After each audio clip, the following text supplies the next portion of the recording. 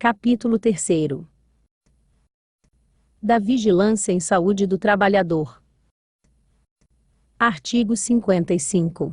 A saúde do trabalhador deverá ser resguardada nas relações sociais que se estabeleçam em qualquer atividade envolvendo trabalhadores, sob qualquer tipo de vínculo, devendo garantir sua integridade e rigidez física e mental. Artigo 56.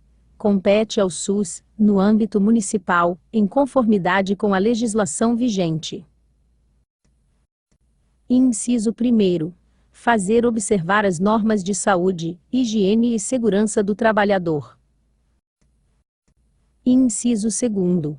Criar e manter atualizado o sistema de informação dos agravos relacionados ao trabalho, para estabelecer políticas públicas e ações de vigilância em saúde do trabalhador. Artigo 57.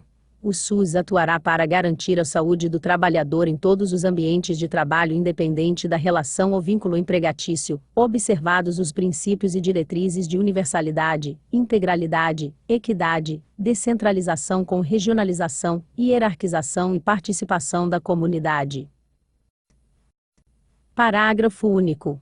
O disposto nesta lei com relação à saúde do trabalhador, aplica-se às atividades de natureza urbana e rural executadas por empresas e órgãos públicos, empresas privadas, sociedades civis, fundações, instituições e os integrantes do terceiro setor, bem como os trabalhadores autônomos, avulsos, em regime de economia familiar, cooperativados e informais.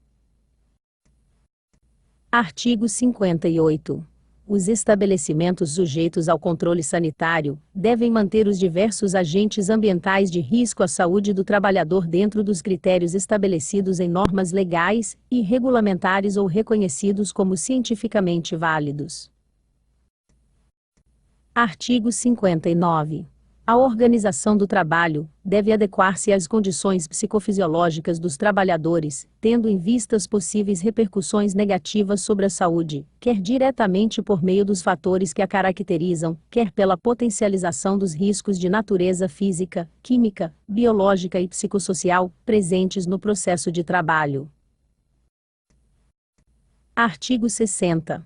São obrigações dos estabelecimentos sujeitos ao controle sanitário, além daquelas estabelecidas na legislação em vigor. Inciso 1º. Manter o ambiente, a organização e a higiene do local de trabalho adequado às condições psicofisiológicas dos trabalhadores. Inciso 2º. Permitir e facilitar o acesso das autoridades sanitárias aos locais de trabalho, a qualquer dia e horário, fornecendo informações, dados e cópias de documentos, quando solicitados. Inciso 3º. Dar conhecimento à população, aos trabalhadores e à sua representação, dos riscos presentes no ambiente de trabalho, e no âmbito de cada estabelecimento sujeito ao controle sanitário, cuja avaliação deverá incluir as seguintes etapas. Alínea A. Antecipação e reconhecimento dos riscos. Alínea B. Estabelecimento de prioridades e metas de avaliação e controle. Alínea C. Avaliação dos riscos e da exposição dos trabalhadores. Alínea D. Implantação de medidas de controle e avaliação de sua eficácia. Alínea I. Monitoramento da exposição aos riscos. Alínea F. Registro e divulgação dos dados. Inciso 4º. Em caso de risco ainda não conhecido, arcar com os custos de estudos e pesquisas, que visem a esclarecê-los, eliminá-los ou controlá-los. Inciso 5º. Permitir a entrada da representação dos trabalhadores e outras por ela indicadas juntamente com as autoridades sanitárias. Inciso 6º. Fornecer aos trabalhadores, aos seus representantes, e às autoridades sanitárias informações escritas sobre os produtos e insumos utilizados no processo produtivo, com especificação clara e precisa das características, composição e dos riscos, que representam para a saúde e meio ambiente, bem como as medidas preventivas, terapêuticas e corretivas. Inciso 7º. Assegurar aos reabilitados de acidentes e doenças relacionados com o trabalho, postos de trabalho compatíveis com suas limitações. Inciso 8º. Capacitar e treinar os trabalhadores quanto à identificação e prevenção dos riscos presentes nos ambientes de trabalho, a correta execução das medidas de segurança e a utilização adequada dos equipamentos de proteção coletiva e individual, estando os comprovantes da realização da capacitação e treinamento à disposição das autoridades sanitárias. Inciso 9º. Fornecer aos trabalhadores treinamento sobre procedimentos em situações de risco ou críticas. Inciso 10. Fornecer aos trabalhadores de áreas de risco de contaminação infectocontagiosas a necessária profilaxia e a implantação de medidas para redução destes riscos. Artigo 61.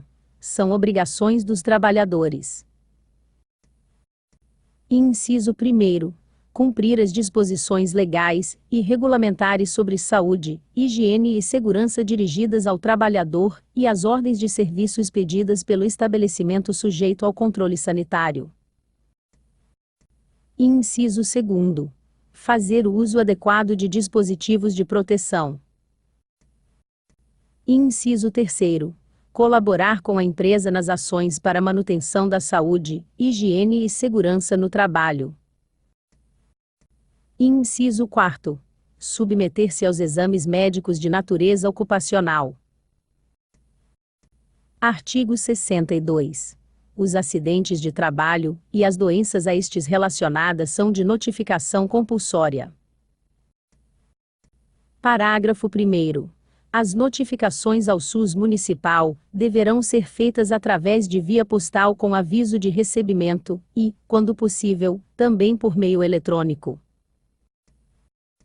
Parágrafo 2º. São obrigados a notificar. Inciso 1º. O empregador. Inciso 2º. O sindicato ou a representação dos trabalhadores. Inciso 3º. O estabelecimento de assistência à saúde, que atender o adoecido ou acidentado do trabalho. Inciso 4º. O trabalhador vitimado pela doença ou acidente do trabalho. Artigo 63. Em situação de risco grave e iminente para o trabalhador, poderão ser interditadas quaisquer atividades, setor de serviço, máquina ou equipamento.